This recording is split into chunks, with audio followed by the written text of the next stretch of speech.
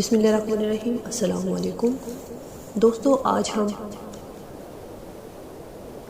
کچھ غلط فہمیاں اور خوش فہمیوں کے بارے میں ڈیٹیل سے بات کریں گے۔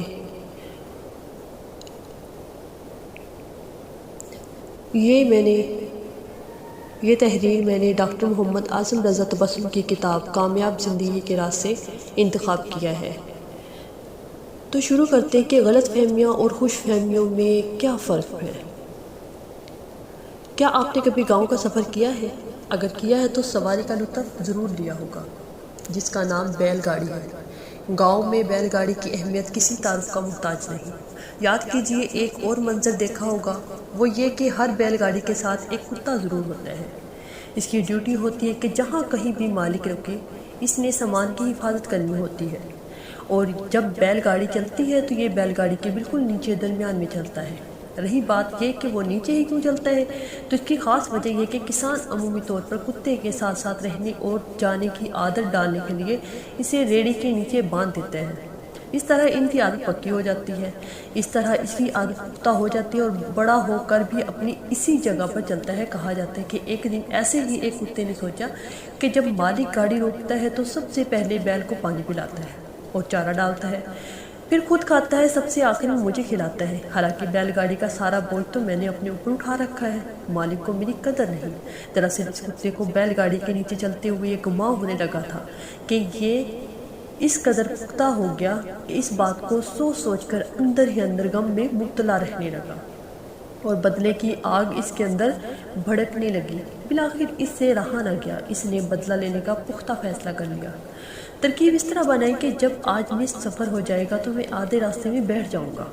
جب ریڑھی نہیں چلے گی تو مالک کو میرا احساس ہوگا کہ وہ میری منت سماجت کرے گا، اس طرح میرا اصل مقام مجھے مل جائے گا۔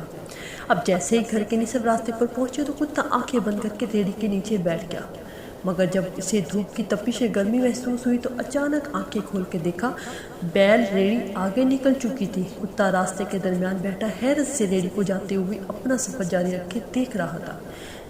اس سارے کے سارے منظر میں سب سے پہلے سیکھنے کی بات تو یہ ہے کہ جب ہم دوسروں کے بارے میں خود سے اپنے ذہن میں ایک سوال بناتے ہیں اور خود ہی اس کا جواب بھی بنا لیتے ہیں تو یہ عمل غلط فہمی کہلاتا ہے۔ غلط فہمی کہلاتا ہے جو ہمیں نہ صرف اپنے اچھے تعلقات سے محروم اور بدگمان کر دیتا ہے، بلکہ زندگی کی اصل حقیقت پہچاننے سے بھی قاصر کر دیتا ہے۔ جیسے کہ کتے نے اپنے مالک کسان کے بارے میں بنایا اور درمیان سڑک بیٹھا رہا۔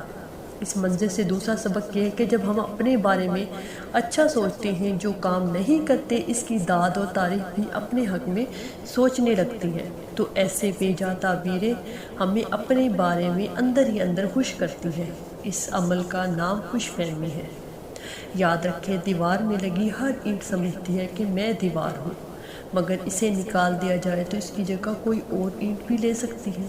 ہماری زندگی میں ایسے کردار بھی آتے ہیں جو سمجھتے ہیں انہوں نے ہمارا سارا بوجھ اٹھا رکھا ہے۔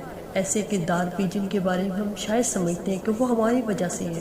تصویر کے دونوں رخ ہر لمحہ دماغ میں رکھیں۔ زندگی میں آنے والے ایسے کرداروں سے بھی اپنا دامن بچائیے اور خود کو غلط فہمیوں اور خوش فہمیوں سے بچائیے۔ زندگی کو حسین اور حسن کو لگنے والی یہ وہ دیمک ہے جو کئی تعلقات، کئی صلاحیتوں کو کھا جاتی ہے، جو قابل سے قابل انسان کو اندر ہی اندر کھوکھلا کر دیتی ہے، جو تکبر کی بنیاد بنتی ہے، عاجزی کو ختم کر دیتی ہے۔ اپنے کریم مالک کا شکر ادا کیجیے۔ اللہ پاک کسی شخص پر اس کی طاقت سے زیادہ بوجھ اور ذمہ داریاں نہیں ڈالتا۔ جب بندہ اپنی موجودہ حالت پر کسی غلط فہمی، خوش فہمی میں مبتلا ہوئے بنا اپنی ذمہ داریاں مکمل ایمانداری، دیانتداری اور سے انجام دیتا ہے تو اللہ تعالیٰ اس سے خوش ہوتا ہے اور اسے مزید عزت و مقام مرتبہ عطا کر دیتا ہے۔ دوستو، یہ تھی آج کی خوبصورت تحریر جو غلط فہمیاں اور خوش فہمیوں کے بارے میں تھوڑا سا ہمیں فرق بتاتی ہے۔ مجھے امید ہے آپ لوگوں کو پسند آیا ہوگا۔ اگر ویڈیو پسند آئے تو پلیز شیئر ضرور کیجیے گا۔ اپنا خیال رکھیے گا، دعا میں یاد رکھیے گا۔ اللہ حافظ۔